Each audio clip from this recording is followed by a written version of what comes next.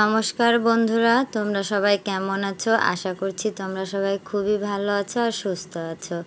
Raikumari Das daily ব্লগে আমি রিনা শুরু করছি আজকে একটা সম্পূর্ণ নতুন ভিডিও। তো বন্ধুরা, স্কিপ না করে আমার এই ভিডিওটা সম্পূর্ণ দেখার অনুরোধ রইল।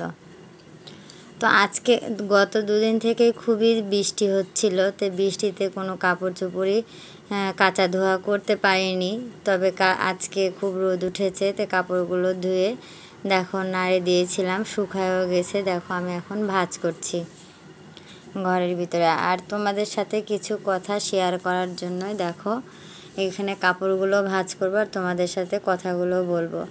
আজকে আমার মনটা খুবই খারাপ, মনও খারাপ, শরীরটাও খারাপ, কথা বলতেও ভালো লাগছে না। তবে তোমাদের সাথে কথা না বললেও কিন্তু মনের ভিতর আরও বেশি খারাপ লাগে।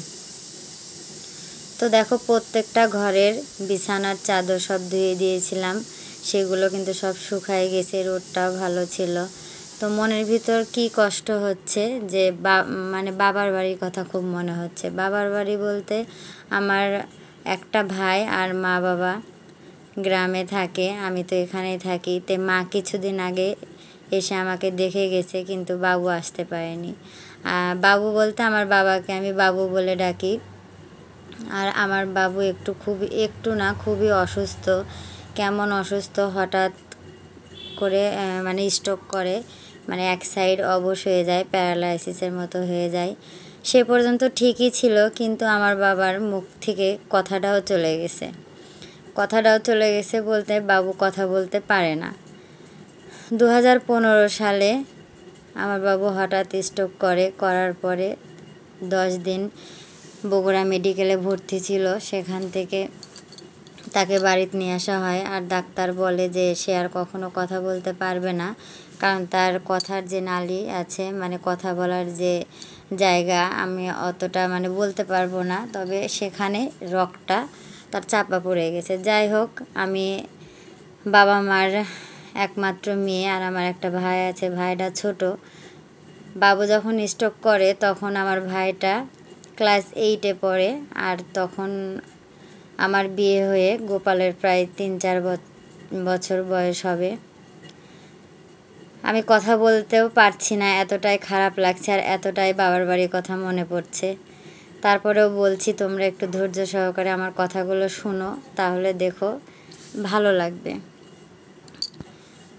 তো আমিও আমার বাবুকে খুব ভালোবাসতাম, আর আমার বাবু আমাকে খুবই ভালোবাসতো। আমাকে মাসে একবার হলেও সে দেখে যেত, আসা থাকতো না, কিন্তু দেখে চলে যেত। খুব অল্প, মানে বেশি দিন থাকতেই পারতো না না দেখে, কিছুদিন পর পরই এসে দেখে যেত।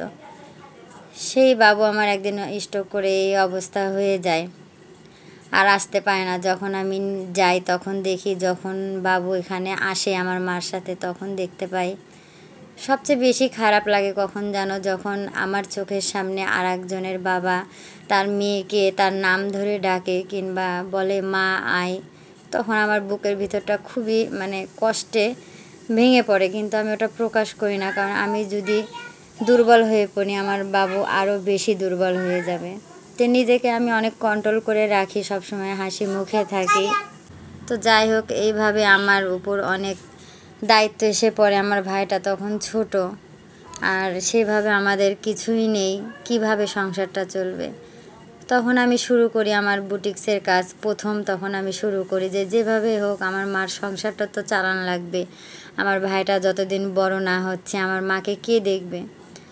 তখন আমি মাত্র 1000 টাকা দিয়ে শুরু করি আমার বুটিক্সের কাজ।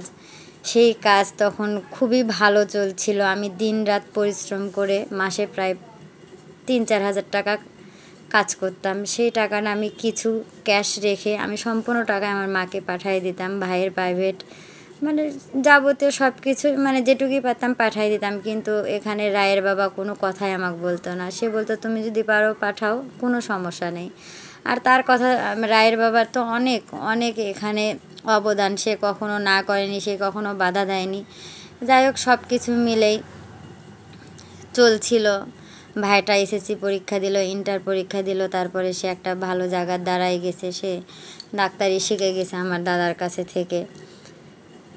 তো এইগুলোর পরে অনেক অনেক কথা আছে, হয়তো সব শেষ করতে পারবো না বন্ধুরা। আবার একদিন তোমাদের দেখাবো, আমার বাবুকেও দেখাবো। আমার ভিতরে যে চাপা যে কষ্ট কথাগুলো আমি কিন্তু বলতে পারি না, তাও তোমাদের সাথে আজকে শেয়ার করছি। আমি বাবু হয়তো আর কথা বলতে পারবে না, তবে তাকে দেখলে হয়তো মনের ভিতরটা ভালো লাগে, শান্তি লাগে দেখলে। অনেক দিন দেখিনি, আজকে আমার খুবই মনে পড়ছে তার কথা। আর যেতেও পারছি না, এখন গাড়ি টাড়ি বন্ধ আছে, এইভাবেই দিন যাচ্ছে। সকালবেলা উঠে একটু মোবাইলে কথা বললাম, বলার পরে একটু ভালো লাগলো, তারপরে তোমাদের সাথে এই কথাগুলো শেয়ার করছি। আজকে যে আমি কথাগুলো তোমাদের সাথে শেয়ার করলাম, যদি ভালো লেগে থাকে অবশ্যই একটা লাইক কমেন্ট শেয়ার করো, আর আমার পাশে থেকো বন্ধুরা। আর আমার বাবুকে সবাই ভগবানের কাছে প্রার্থনা করি সে যেন ভালো হয়, ভালো থাকে, এটুকুই বলার, এটুকুই চাওয়ার। এইভাবে বুটিক্সের কাজ করতে করতে ভাইকে পড়াশোনা শেখানোর পর এখন কিন্তু আমি পুরাদমে বাদ দিয়ে দিয়েছি, কারণ আর করতে ভালো লাগে না, আর ধৈর্যও নেই, আর মনের ভিতরও ভালো লাগে।